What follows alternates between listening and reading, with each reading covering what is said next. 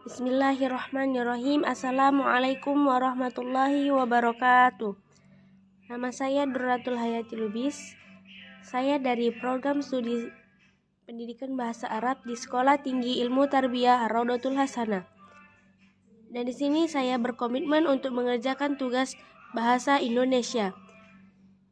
Dan di sini saya akan mereview jurnal dengan judul Konsep Ilmu Berlandaskan Tauhid Ismail Radji Al-Faruqi serta implikasinya di dunia pendidikan, yang ditulis oleh Nur Wahyu Hermawati di jurnal At-Ta'dib pada tahun 2015, volume 10 nomor 2, sebanyak 20 halaman. Baiklah, di sini saya akan menjelaskan konsep ilmu berlandaskan tauhid menurut Ismail Radji Al-Faruqi serta implikasinya di dunia pendidikan. Ilmu pengetahuan dan pendidikan adalah satu integrasi yang tak terpisahkan.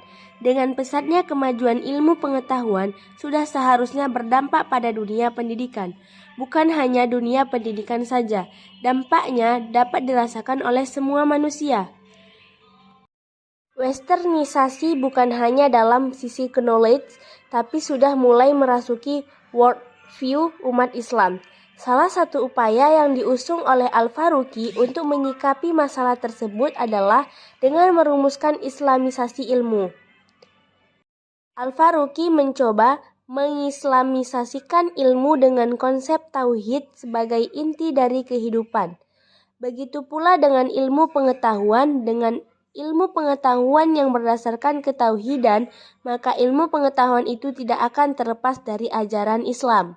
Karena hakikatnya ilmu umum dan ilmu agama itu saling berintegrasi sehingga menimbulkan suatu kesatuan yang saat ini telah mulai banyak bermunculan di lembaga-lembaga pendidikan, khususnya di Indonesia. Dan pendidikan adalah salah satu sisi yang banyak mempengaruhi peradaban. Karenanya, kemajuan dan kemunduran sebuah peradaban dapat terlihat. Kemajuan ilmu, pengetahuan, dan teknologi telah ikut mengharumkan dunia pendidikan. Dengan kemajuan yang sangat pesat telah mampu membuka jalan untuk kemajuan peradaban dunia. Namun, sangat disayangkan kemajuan ilmu pengetahuan dan teknologi ini tidak selamanya berdampak baik bagi kehidupan manusia. Pesatnya perkembangan ilmu pengetahuan dan teknologi ini ternyata membawa dampak negatif kepada manusia, terlebih lagi bagi umat Islam. Westernisasi mulai mempengaruhi pikiran dan pandangan umat Islam, namun banyak dari umat Islam yang tidak menyadarinya. Contohnya saja, ilmu pengetahuan yang sedang mengalami kemajuan yang pesat ini lebih banyak terdoktrin dengan budaya dan pemikiran Barat, sehingga menimbulkan kerancuan dalam dunia pendidikan seperti adanya dikotomi keilmuan.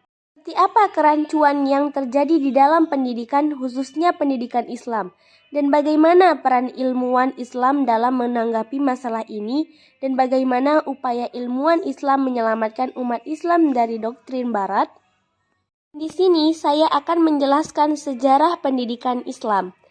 Kejayaan Islam adalah salah satu faktor yang mempengaruhi kemajuan ilmu pengetahuan. Melalui media pendidikanlah ilmu pengetahuan ini diajarkan. Inilah yang membuat ilmu pengetahuan dengan pendidikan dua hal yang akan selalu berjalan beriringan. Begitu pula dengan pendidikan Islam. Pendidikan Islam pun mengajarkan apa yang diajarkan dalam dunia pendidikan pada umumnya.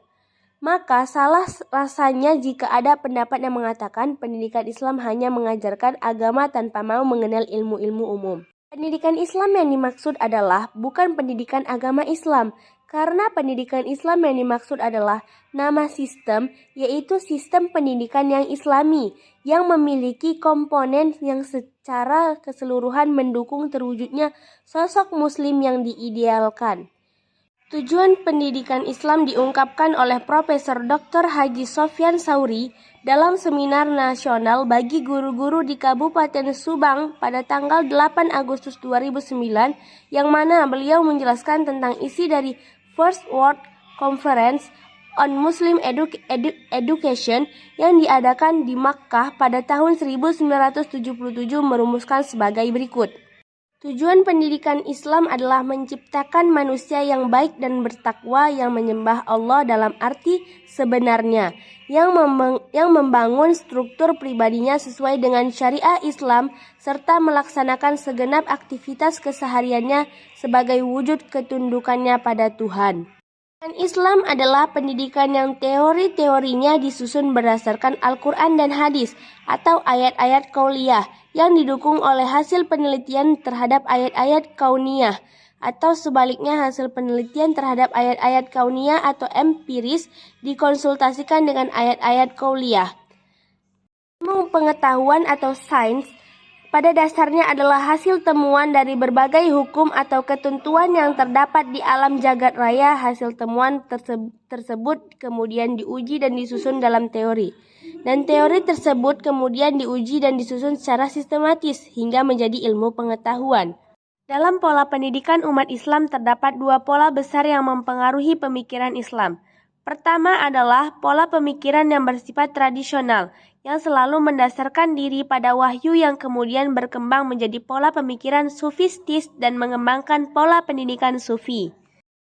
Kedua adalah pola pemikiran yang rasional, yang mementingkan akal pikiran, menimbulkan pola pendidikan empiris rasional. Pada masa jayanya pendidikan Islam, kedua pola pendidikan tersebut menghiasi dunia Islam sebagai dua pola yang berpadu dan saling melengkapi. Setelah pola pemikiran rasional diambil alih pengembangannya oleh dunia barat atau Eropa, dan dunia Islam pun meninggalkan pola berpikir tersebut, maka dalam dunia Islam tinggal pola pemikiran sufistis. Karena sifat sufistis yang sangat memperhatikan kehidupan batin, mengabaikan perkembangan dunia material, mengakibatkan pendidikan dan kebudayaan Islam mengalami kemunduran, atau dapat dikatakan pendidikan Islam mengalami kemandegan. Kehancuran total yang dialami oleh Baghdad dan Granada sebagai pusat-pusat pendidikan dan kebudayaan Islam menandai runtuhnya sendi-sendi pendidikan dan kebudayaan Islam. Kehancuran dan kemunduran yang dialami oleh umat Islam, terutama dalam bidang kehidupan intelektual dan material, dan beralihnya secara drastis pusat-pusat kebudayaan dari dunia Islam ke Eropa, menimbulkan rasa lemah dan putus asa di kalangan masyarakat kaum muslimin. Tokoh-tokoh reformasi muslim yang datang kemudian menerima anggapan bahwa penyebab utama kemunduran umat Islam terletak pada kelemahan mereka dalam bidang sains dan teknologi. Sebuah anggapan yang berasal dari pemahaman mereka yang salah mengenal makna Islam yang sebenarnya. Umat Islam yang keliru dalam memahami penyebab dan permasalahan inti yang sedang mereka hadapi ketika itu tidak bisa menghadapi tantangan ilmu pengetahuan yang sangat fundamental. Selanjutnya, kita akan membahas westernisasi knowledge. Pesatnya kemajuan ilmu pengetahuan saat ini memang sangatlah perlu kita berikan sebuah apresiasi yang tinggi. Namun bukan berarti kita dapat menerima semua kemajuan ilmu pengetahuan tanpa menyaringnya. Tantangan terbesar yang dihadapi oleh umat Islam adalah paham-paham barat yang sudah mulai mempengaruhi worldview umat Islam. Perkembangan keilmuan Islam pun banyak yang terpengaruh dengan pemikiran barat.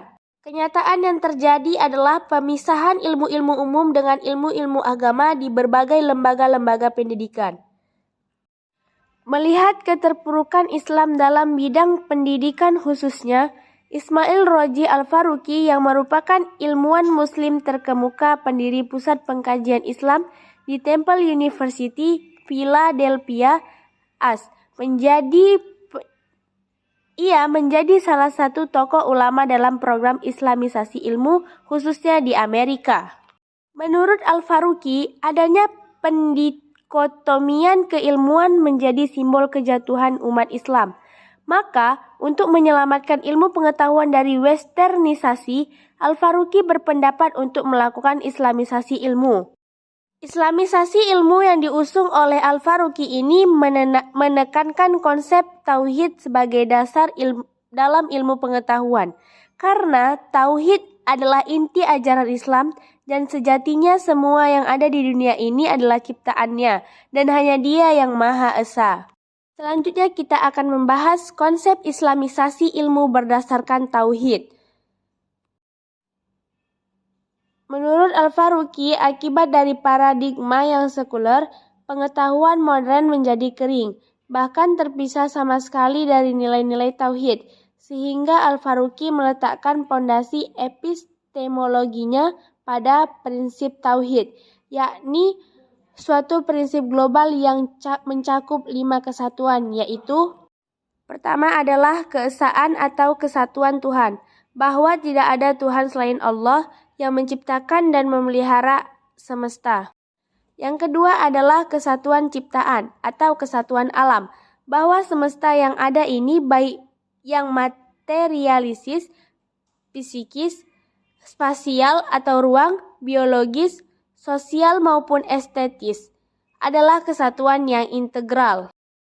Yang ketiga adalah kesatuan kebenaran dan pengetahuan. Kebenaran bersumber pada realitas, dan jika semua realitas berasal dari sumber yang sama, Tuhan, maka kebenaran tidak mungkin lebih dari satu. Yang keempat adalah kesatuan hidup. Yang kelima adalah kesatuan umat manusia. Tata sosial Islam, menurut Faruqi adalah universal, mencakup seluruh umat manusia tanpa terkecuali. Selanjutnya kita akan membahas implementasi pendidikan Islam dalam dunia pendidikan. Melihat tujuan dari pendidikan Islam sendiri adalah menanamkan nilai-nilai fundamental Islam kepada setiap muslim terlepas dari disiplin ilmu apapun yang akan dikaji.